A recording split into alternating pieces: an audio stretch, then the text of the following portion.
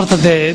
dadka dawladda hoose waa xarun dawladeed shaqaalaha u shaqeeyana waa shaqaale dawladeed goob kasta oo shaqaana waxay leedahay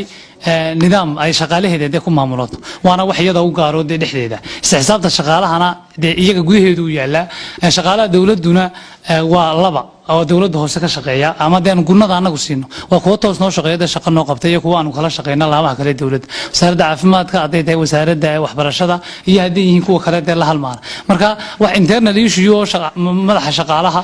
iyo waxaan ku xogayaha iyo shaqaalaha gudaha dawladda hoose xisaabtooda u yaala qofka u shaqeeya shaqadooda billaha si ay kula xisaabtanayo wax gudahooda hadii mushaarka laga joojinayo hadii meel kale loo badinayo shaqada laga joojinayo habraaca shaqaalaha loo raacay xeerka shaqaalaha marka kaasuun baa jira wax dhibo kalena ma jiro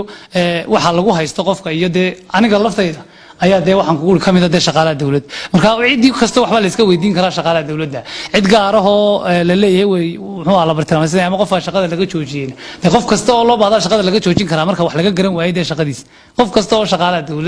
dawladda hoose ku jira iyadoo habraaca shaqadiisa loo raacayo laakiin wax kale oo meesha ka jira oo kale dhiba waa goobaha shaqadu bay la mid in qofka shaqaysan waayo ama shaqada laga joojiyo ama qofka shaqadiisa loo bedelo ama la kala bedelo ama la dalacsiyo waa habraaca xeerka loo raaca way jiraan